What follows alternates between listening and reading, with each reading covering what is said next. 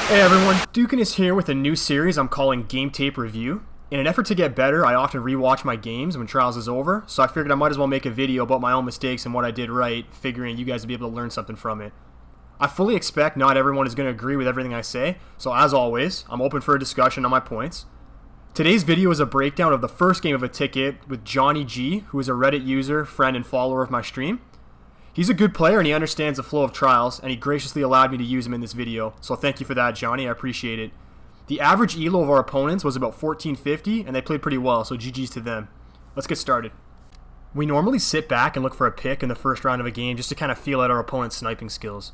I know not everyone uses this strategy, but we find it pretty successful. When spawning on C side of the map, I like to stay left near the train, and as you're seeing, one player is entertaining me from outside the warehouse. But as he moves away, I push into train special to try and get some better angles. At this point, JP says he's being pushed by a shotgun, and as you're about to see, the action was happening way over by C point. I wasn't diligent in being aware of my teammate's location. I had no blips on my radar, and I should have anticipated that I was too far away to help in the event of an enemy push. Our opponents likely identified the 3v2 situation. It was a good play on their part to take advantage, and a mistake on my part, as I should have stuck closer to my team and flanked through pipe if I wanted a different angle. It's too late by the time I get there and we lose the round. I thought this next round was pretty well executed. We had good control around C point and heavy room, sort of locking our opponents inside. Johnny saw an opportunity and decided to push in from C point. JP was right beside him and called out that he was absolute after being bodied by a sniper. As soon as I see Johnny go, I make a move to help him collapse from pipe to overwhelm them. Johnny goes down shortly after getting a kill.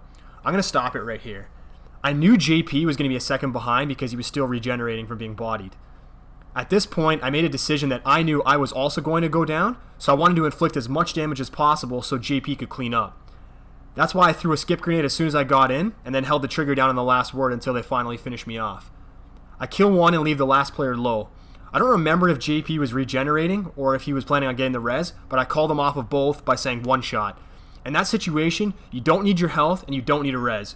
You need to jump in, pull the trigger, which JP did to secure the round. One thing I would have changed is I would have had Johnny call out that he was pushing and for him to wait for JP to regenerate before going in. So now the score is tied and we're trying different lanes trying to get a pick in round 3. JP gets sniped and calls him out between B point and heavy room. Seeing enemies move in on my right from C point, I go for a pick to even the odds. I'll land a pretty nice snipe on a player between pipe and warehouse just as JP's res comes up. In the meantime, Johnny's engaging the other two enemies while they finish their push from C point.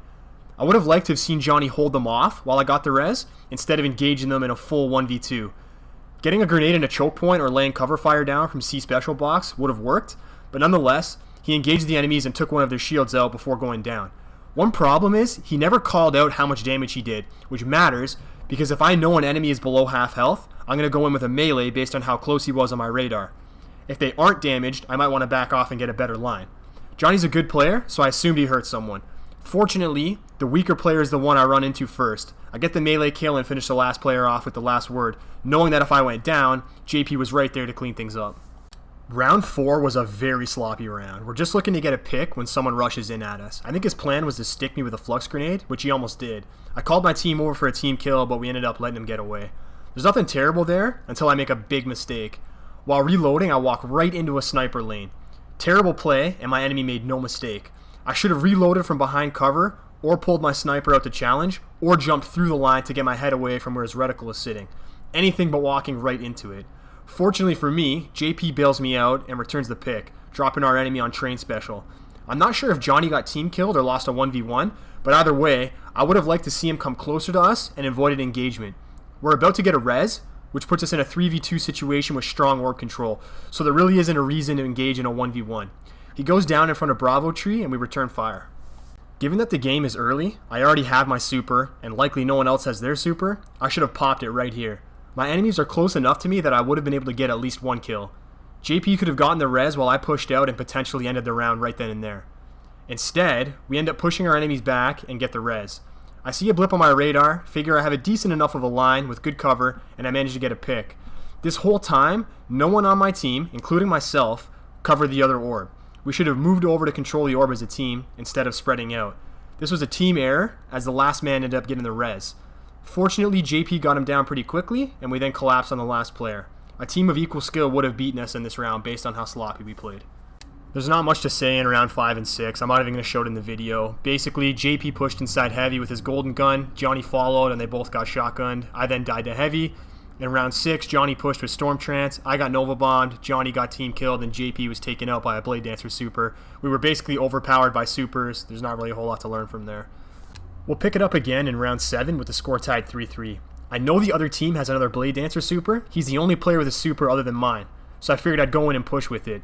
He actually pops his first and gets Johnny down between Train and Bravo Tree.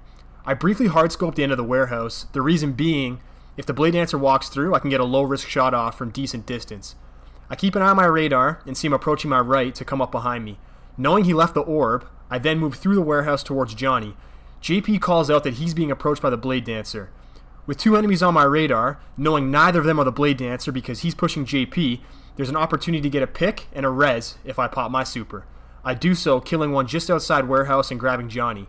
As JP gets pinched, and I see both enemies on my radar, I go after them. I'm not sure why they didn't run, considering my super is active, but I take advantage to end the round. I think I played that about as well as I could, given the circumstances.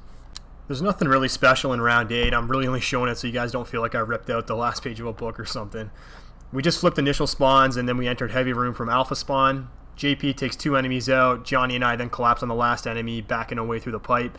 This secures the round and the game. I want to thank everybody for watching. I hope you guys all took something away from this video. Like I mentioned, let me know if you agree or disagree with some of the things that I said. More importantly though, let me know if you find this kind of video useful or entertaining. Do you want to see 1 a week? Maybe 2 a week? Maybe you wish I just stopped making videos? Let me know. And good luck this weekend, guys. Duking us out.